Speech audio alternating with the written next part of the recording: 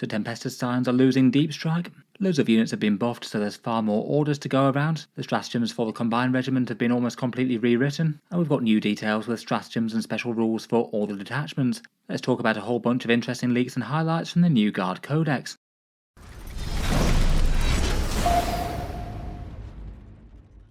Hello and welcome back to Auspex Tactics, where today it's time to round up a whole bunch of Guard Codex leaks. This week is the Great Big Guard Launch Box week, the Death Claw of Krieg army set, bringing a whole bunch of new units to the faction plus the Codex, and as is often the case when Games Workshop ships out loads of these boxes around the world, rules often tend to escape confinement early, I guess perhaps due to the sheer amount of physical box sets going around the world as opposed to just the Codexes which they might not ship out until a tiny bit later. In any case, it seems that the full Guard Codex has been leaked to the internet, and for this one I thought I'd pick out a few interesting highlights out of the new detachments and the updated datasheets before getting into a full Codex review, which I'll hopefully have out within the next 12 hours. As ever, if you were looking to pick up the Krieg box, I'll just give a quick shout out to the channel's discount affiliate retailers in the video description. Anything bought through them helps to support the channel.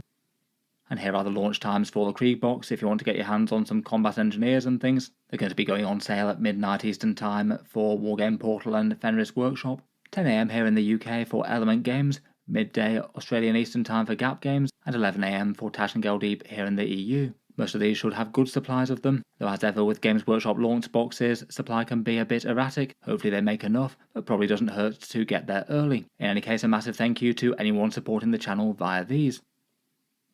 Starting out, and really quite a major change for the Militarum Tempestus, it looks like the regular Scions have lost Deep Strike. That's definitely going to be a change that takes a bit of adjustment too. They really are guard units that a lot of people just slot into lists to be able to drop down to do secondaries, which they're quite good for the role of because at 50 or 60 points they're really quite expendable. They might do a bit of damage with their special weapons, but they could just ultimately drop, do the secondary and then die, and you wouldn't feel too bad about it. I must admit it's not really a change that enormously surprises me though. When the Tempestus Aquilon models came out and they had grav shoots modelled, I did sort of wonder whether or not we'd have the regular Tempestus Scions be the sort of more on foot in transport sort of variant. The idea is that they too can drop in with grav shoots, but they don't really have them modelled. The grav shoots are more the great big rockety type things that the Aquilons are modelled with. It does seem like a bit of a blow though, as the Aquilons just won't be very usable for the same sort of battlefield role compared with the Scions. They're more sort of a premium high investment deep strike unit. You have to buy 10 of them and you can't just get 5, plus they pay extra for their close drop special rule, dropping in at 6 inches rather than 3, and at that new and higher points cost they're not really all that great in terms of damage dealing either, due to so many of them having basically small arms fire. They just don't really do too much against tougher stuff like Scions might be able to. Definitely feels like a bit of a blow to the Guard secondary game, maybe a little bit more reliant on Gaunt's Ghosts or Calidus Assassins jumping on and off the board. Though I did notice that along with that nerf, the Tempestus Scions did have their reroll swapped around a bit. Previously they'd reroll 1s to hit against anything and then all rolls to hit against things on objectives. That's now been swapped around to wound rolls. So basically they reroll wound rolls of 1 all the time and then all wound rolls against things on objectives. I'd say that's a fair bit of an improvement for special weapons and things that might be taking aim at monsters and vehicles. That's going to make them incredibly hard hitting. Maybe out of a Chimera or Taurox Prime or something. The Taurox Prime also had its buffs inverted as well, so now it can buff units with reroll hits, so I guess that still means hits and wounds all rerolled for Tempestus Scions jumping out of them. Definitely seems like a nerf to Scion squads though. You're not just going to be able to drop in 10 of them alongside a command squad and hit the enemy very hard anywhere on the board. They'd either be out of strategic reserve, on foot or in transports now. I was interested to see whether or not there'd be any major changes to Guard orders as their core rule. It seems that for the most part Games Workshop has decided to keep the system intact though. We basically have the exact same orders as we do before. It seems that the only core change to the rule is that non-guard models that are attached to an ordered unit can't benefit from orders anymore, so I guess that'd be things like Inquisitors joining battle line. The biggest change to orders though seems that several units get more orders than they previously had. Tank Commanders and Rogue or Dorn Commanders both get 2 orders each and can still order themselves. They'll still apply to squadron units within 12 inches. And beyond that, a few other things have more orders than you might have guessed. The Cadian and Castellan now has 2 rather than the 1 that they had before. I feel like that might take him up in the world a bit versus the command squads. Ursula Creed has had 3, though her discounted stratagem now only applies to regiment units, not any unit, so a bit of give and take there. And the new Lord Marshal Dreer also gets 3 orders as well, so he can be dishing out orders to quite a lot of things as he's galloping up with some Death Riders. Lord Solar Leontus is also listed as being able to order any guard unit in the Codex, though at the moment the balanced data slate would still nerf that and only restrict him to squadron and regiment units. I guess that'll probably remain when they do inevitably update the balanced data slate, so I still suspect that he's probably going to be in the long run only locked to ordering them still. There's 4 new detachments in the book, one of which I fully talked through in the previous video with the Hammer of the Emperor detachment for tanks. One of the other ones that Games Workshop had given us a few teasers for was the Recon element. That's the one with the infantry, cavalry and walkers basically getting a benefit of cover and improved saves if they already have cover, and that does look like it'd stack with the improved saves order. You could have some very hard to remove infantry when shooting. As well as the stratagems that they'd already previewed, there's one command point one for a platoon unit to get precision at range, so potentially forming a bit of a firing squad for an enemy character there. I guess not terrible, though I feel like you need quite a lot of special weapons in range to really guarantee their death. There's a 1 command point for a -2 to charge, so the detachment does have a little bit of counterplay against melee armies. The vast majority of other things seem to help against shooting. And there's also a 1 command point for a platoon unit to be able to reactive move. And again, that could be one way to keep some infantry safe for some melee troops, being able to recoil away from them when they're about to get charged. It basically means that you could have quite a flexible infantry gun line that's able to take a lot of fire in shooting, and maybe being able to thwart enemy charges somewhat. I feel like the enhancements for the most part are a bit weakish though. There's a big redeploy one to redeploy 3 infantry units, a 5.1 to have a model gain scouts, which could mean that they could run up alongside Kazakin, Kazachan jungle fighters, or Death Corps engineers. It doesn't apply to the whole unit though, just that model, so you could give it to a psyker or something. And there's one for a 10.1 to hand out a battle shock test at the start of any phase to a unit within 8 inches, and that could be at least fairly annoying to have on a mid-board objective, potentially meaning that you could stop the opponent from scoring an objective in their command phase. Basically this one feels like you'd have loads of board control and tricky to remove infantry, and you could still back them up with a bunch of tanks if you wanted.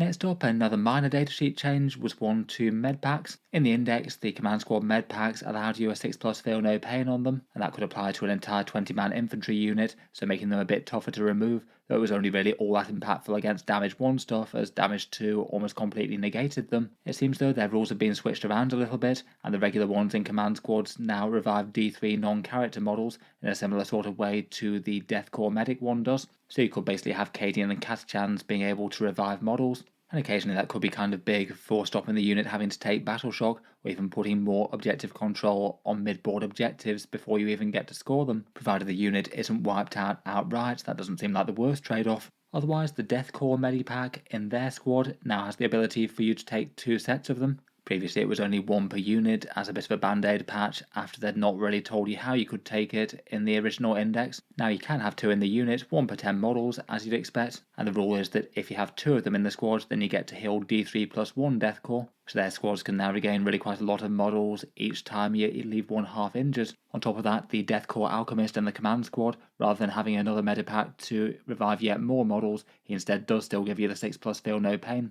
So basically the Death Corps command squad is the only one to give you a feel no pain now. It still won't be quite on the same level as the Death Corps Marshal once he goes to Legends though.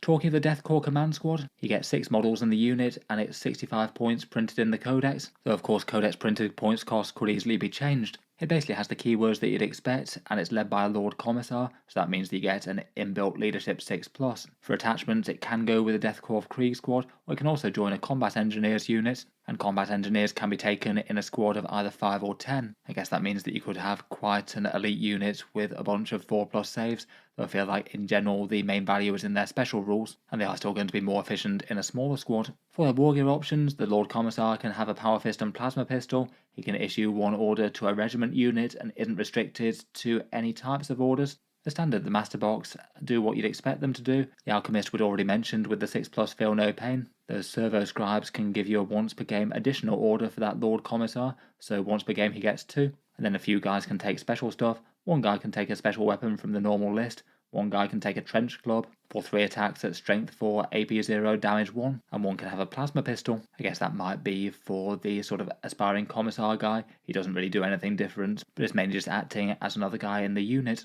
As Games Workshop previewed, their special rule is Grim Determination, so when the unit contains this officer, you can still use stratagems and orders on them even if they get battle shocked.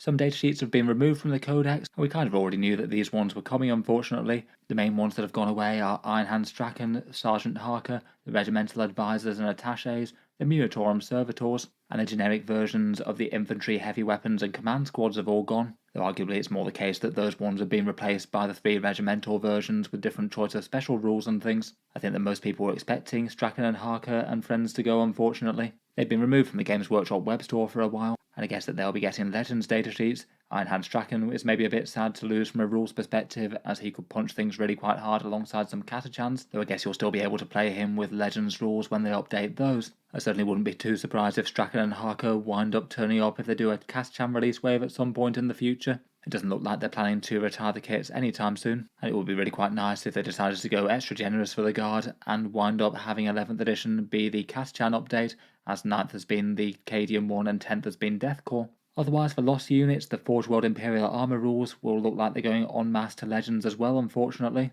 They're basically all off sale now. Some of the things were kind of competitively relevant as well, such as the Deathcore Marshal, so you won't be able to get a 5+ Feel No Pain for Krieg units, the Cyclops Demolition Vehicle, which I guess you could use as one of the rolling bombs for accounts as Combat Engineer Squad perhaps. Perhaps the Rapier Laser Destroyer might be missed as well, as they were fairly efficient and cheap, and of course all manner of big resin tank and artillery variants. Finally, for the infantry, heavy weapons and command squads, they have been replaced by the regiment-specific versions, so you now do have more choice for the command squads and for the heavy weapon squads for different special rules. And while people got quite excited over that, I feel like the obvious solution is just to use your models and just count it as one of the 3 datasheets. The only bit that I'm a bit disappointed by is that you can no longer mix in heavy weapon squads into the command squads or infantry units. That's one option going away that the Guard have had for a seriously long time, and it just seems to have finally kicked the bucket now because Games Workshop don't sell an infantry squad box that also has a heavy weapon in it. On the flip side though, the Guard Codex is still one that's gained more datasheets than it's lost, at least in the core Codex out of the plastic range. The fun new Tempestus Aquilons are in the Codex once more. They are printed as having a 3-inch deep strike rule, but I guess the balanced data slate will still keep that nerfed to a 6-inch deep strike, and Ratlings also have their new Kill Team datasheet in here. For the new Krieg models, there's 6 different datasheets there. Marshal Dreer, the Death Riders, the Artillery Team, the Combat Engineers, the Krieg Command Squad, and the Krieg Heavy Weapon Team, and as mentioned there's the option to take the Rogel Dorn Tank Commander. Then finally, technically being new datasheets, we've got the Catachan Command Squad and Heavy Weapon Squad, each of which get their own rule. The Catachan Command Squad with their Assault keyword, and the Heavy Weapon Squad with reroll 1s to hit and wound against monsters and vehicles. There's also the Cadian Heavy Weapon Squad as well, which is just the standard one but renamed Cadian. Talking of heavy weapons, another thing I was interested to see was the exact profile of the Krieg team. It looks like these one-person rolling guns get a very slightly different stat line, though it's more similarities than differences.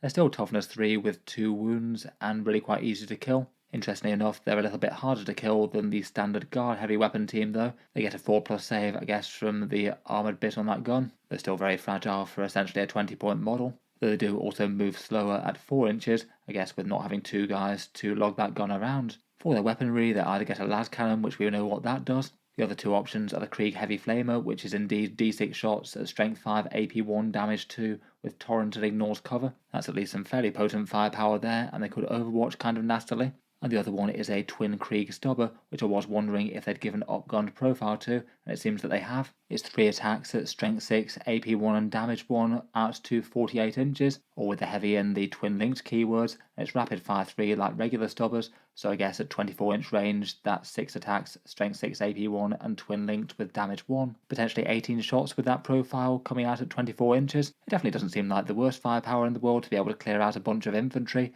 but in general that's not really what Guard usually needs specialist help dealing with. They tend to have loads of small arms just anyway, and often big guns usually tend to be taking heavy things that can take out tanks. I think I'd still probably have more interest in the Krieg Heavy Flamers versus the Heavy Stubbers personally. The Fire Coordinator finally also gives you a single 1 wound 5+ save guardsman, and he grants the Shoots on Death ability, so either you could use him to catch a big shot and try and keep them alive a little bit longer, or keep him alive and give them the opportunity to fire in death if the opponent wipes them out. For the Core Guard detachment, the Combined Regiment has become the Combined Arms Regiment. The core rule remains the same, and you basically get the lethal hits for squadron units against monsters and vehicles, and the lethal hits for regiment units against everything else. Besides that though, there has been really quite a lot of rewrites with the stratagems and one of the enhancements. For stratagems lost, they no longer have the -1 damage for the big vehicles and things. That goes off to the hammer of the Emperor Tank Regiment. and suppression fire for infantry shooting something for -1 to hit is gone, as is the bombardier stratagem that was almost never used. Instead, for one command point, we've got one for a vehicle to provide cover for infantry as if it were a terrain piece, so you could have some cover saves out in the open. I feel like that one's a bit more of a cute fun rule though, as opposed to actually being very good. There's a big army-wide one that is for 2 command points for all officers to be able to order either squadron or regiment units, so you could potentially have infantry officers ordering tanks around. I guess that could have some good value. It kind of depends as to whether or not they really charge a massive premium for those tank commander datasheets. If they don't wind up being too much more than the regular variants, I feel like you could just take them. Being able to self-order and also order another squadron unit does seem rather nasty now. For one command point, Fields of Fire now doesn't need to be set up anymore. You just take a squadron unit and a regiment unit, shoot them both at the same target, and they both get the AP buff. It is only one command point, not 2, so in some ways it is nerfed compared with before. You're not going to be able to line it up and then potentially dunk an entire army's shooting into that one unit with the AP debuff, but on the other hand, it's really quite easy to use, potentially coordinating some Sentinels with a tank or something, or perhaps some Kazakin piling out of a transport along with a Rogue or Dorn. There's one for a 1 command point for order to splash from a regiment unit to a squadron unit, and they both affect each other when they're within 6 inches, and the reinforcement stratagem has been nerfed to infantry only, so you can't use it on sentinels or on cavalry units anymore. Overall, I feel like there's some positives and negatives. I'd probably say it's maybe a little bit lower power than it was before, but maybe not crazily so. I feel like maybe there is a little bit of an overfixation with trading command points for orders here, when orders with more units able to do them just seem like they're in a bit more ready supply anyway. Along that theme, the new enhancement replaces Kuro's Aquila as well, and that allows you to issue an order when an enemy unit is set up within 9 inches of the character, which is kind of weird. At the moment, under normal circumstances, that would normally only trigger for 6-inch deep strikes or things getting out of transport. I don't know if they meant when an enemy unit ends a move within 9 inches, but that's not what they wrote. Sentinels have had a few small downgrades, unfortunately. If they stay the same point, then they'll still be very usable, particularly the scout variant still. First up, you can only take them in squadrons of 1 to 2 now, so you can't take them in 3s anymore. That is a bit of a downside for people wanting to use armoured sentinels in groups of 3 for a little bit of damage on a very sturdy unit. It does hurt their order and stratagem efficiency a bit there. If just using them as tanky outriders though, they'll still do fine for that. Scout sentinels got a small nerf to their rule, meaning that they no longer buff indirect fire anymore. They just give other shooting reroll hit rolls of 1. Though to be honest, that's plenty powerful enough for a very cheap walker. Finally, as mentioned, they can't be targeted as reinforcements if you're in combined regiment. It's now locked to infantry, but given the unit size decrease, there's a good chance you might not have wanted to quite as much anyway. It looks like things like either squads of Kazakin or Scions or Aquilons might be the best target, or big 20-man units of infantry squads. The Mechanised Assault was another interesting detachment that I'll hopefully cover a bit more in the full Codex review. The core rule is Armoured Fist, and it's basically a +1 to wound for any Astra Militarum unit that got out of a transport this turn. That gives some pretty punchy special weapons for Kazakin or for Scions, and the detachment does have a fair few other fun transport shenanigans. Re-embarking at the end of the turn, re-embarking when you're about to get charged, or transports being able to keep their charges safer if they stay within 3 inches. It feels like it could be particularly interesting for Tempestus Scions as well. Getting a +1 to wound and also reroll all wound rolls means they're going to be wounding basically anything most of the time if it's on an objective. For some other datasheet changes, the Primaris Psyche has been toned down in damage a bit sadly. It's D6 +1 shots for Psychic Maelstrom rather than D3 +3. I feel like that one was maybe a little bit unnecessary. They were interesting enough and could actually do quite well with some top-end shooting combos. It always felt like a bit of a trade-off because they don't really have much defense and could just blow themselves up. Hopefully there'd at least be a chance that might come with a points decrease. And Leman Russ Demolishers also got a similar sort of damage change, going from D6 +3 shots on the Demolisher cannon down to D6 +1. That's really quite a big reduction in firepower for them, dropping down from an average of 6.5 shots down to 4.5. And for that one, I certainly hope that it would come with a points decrease, as that's quite a nerf. My guess is that they've decided to do that so they could be pointed more in line with the other Leman Russ battle tanks, as opposed to being 30 points clear than all the rest of the variants. They'll still be pretty efficient anti-tank with that, but no longer just flat better against the vast majority of other targets as well, at least on a per tank basis. The Leman Russ Eradicator got a much more powerful special rule. Rather than being able to fire for no penalties in close combat like the Demolisher, it now gets -1 damage if it's in cover. Slightly weird that this one's basically going to be the massive durability Leman Russ, at least at range. Looks like it does have a solid draw to actually using the datasheet now, and it will be hard to take down if it's the main thing that's exposed and on the front lines. It still does have far weaker damage outputs than most Rosses though. Finally, the Death Riders got their new datasheet in here, and it's basically kind of similar to the Death Rider datasheet in the Forge World Index. It seems they move 10 inches rather than the 12 of the Rough Riders, and their main war gear, actually they both get the Power Saber and the Frag Lance on every single model. They don't have to choose one or the other as is expected, so when they attack they either have the option of D6 attacks at Strength 4 AP 0 Damage 1 with the Lance keyword, which would often be the better choice if they're on the charge and fighting against lighter infantry, but they can also attack with their Power Sabres as well, 3 attacks at Weapon Skill 3+, Strength 4 AP 1 and Damage 1, and do that instead of the Frag Lance. On top of that, they also get a Las Carbine, 2 attacks at 18-inch range, Strength 3 AP 0 Damage 1, so not quite as fearsome in terms of firepower as Gaunt's Ghosts, but still chips in. And the Steed Claws chip in with a couple of extra Strength 4 AP 1 attacks, so basically 5 attacks per guy if you go with the Power Sword. Potentially they could all have devastating wounds as well if they're on the charge with Lord Marshal Dreer. For the Siege Regiment, Games Workshop previewed that this was the one with the fearsome creeping barrage, potentially slowing down a third of the enemy units by quite a massive way each turn, at least until they can close the distance and get close to your troops. For stratagems, they do have a fair few other interesting ones to help support infantry. One of them is Flare Burst. A character keyword unit gets to reroll all hit rolls against something within 12 inches. That could be something leading an infantry unit or something, but also it could apply to things like the Rogue Dorn Tank Commanders as well, which seems rather fearsome. There's also a stratagem for +1 attack to your weapons within half range for platoon units, and that could be very nasty with a whole bunch of las guns and plasma guns and things. For one command point there's also trench fighters as well, giving infantry units the chance to fight on death on a 4+, which could help out Borgren I suppose, though it goes up to a 2+ for regiment units, though I guess you would have to fear things like some strength 3 attacks I guess, for it to be all that meaningful. Maybe good to put down a few Eldari Aspect Warriors, but might just be a little bit more limited in application that one due to Guard not mainly having too many melee specialists. Otherwise, they've got a good bunch of enhancements for infantry officers leading their way towards the enemy. One can give their unit scout 6 inches, so you could have some Death Corps of Krieg or some Cadian shock troops making their way into the midfield and not just Catachans. There's a flash grenade one where you can't fire Overwatch at the bearer's unit. That Legacy Sidearm one gives you a +2 attacks to the bearer's pistols, but so basically a fun points filler, and you could have a 3-shot plasma pistol I suppose. And Stalwart's Honours can give you a slightly boosted defense infantry unit. Every time you give a unit an order, you also get the Take Cover order for a +1 to your saves, so that means that you could have a unit move very fast and also be harder to kill at the same time. Overall they don't seem like massive boosts each on their own, but they all seem handy enough for trying to flood the board with a whole bunch of bodies, or hopefully you're messing with lots of enemy movement. Here's the datasheet for the Rogue Dorn Tank Commander. I did mention it briefly in the previous video. They get the same profile as the Rogue Dorn, nothing really seems to have changed there too much, so I guess for most units it's still going to be the Oppressor Cannon and the Pulverizer as the way to go. As well as the 2 tank orders though, which are really quite nice added value, and you can still order yourself. You also get, in my opinion, probably a better special rule, which allows you to reroll 1 hit roll, wound roll, and damage roll whenever you make attacks. And that's really quite a solid damage increase when you could be doing that with multi-melter shots or that big oppressor cannon. You wouldn't get the ablative plating though for cancelling a save. It does look like it's going to cost a bit more than the regular Dawn, 275 points, so I feel like for the ability to get 2 orders and one of them be a self-order, that's almost certainly going to be worth it.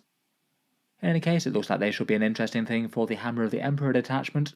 Their core rule is a bit of an underwhelming one, with an automatic 6 inches advance, which seems a bit strange given that it usually helps you out just when you use an advance and shoot stratagem in the detachment. That does mean that you can have one battle tank absolutely rocket forwards and still shoot. I guess it might help the others take up some better positions, though it does come at the expense of firing. I'll leave a link to my full video on this detachment down in the video description if you'd like to check it out. I've got a fair few things for being able to get your tanks firing each and every turn. And also I do quite like the enhancements for the tank commanders. You can have a Dorn Commander with a 6+ feel no pain, and another one with reroll 1s to hit all the time. And to my mind it does feel like if you really want to go very tank heavy and take very limited infantry, it might well be the better way to go versus combined regiment, even if you are sacrificing some lethal hits.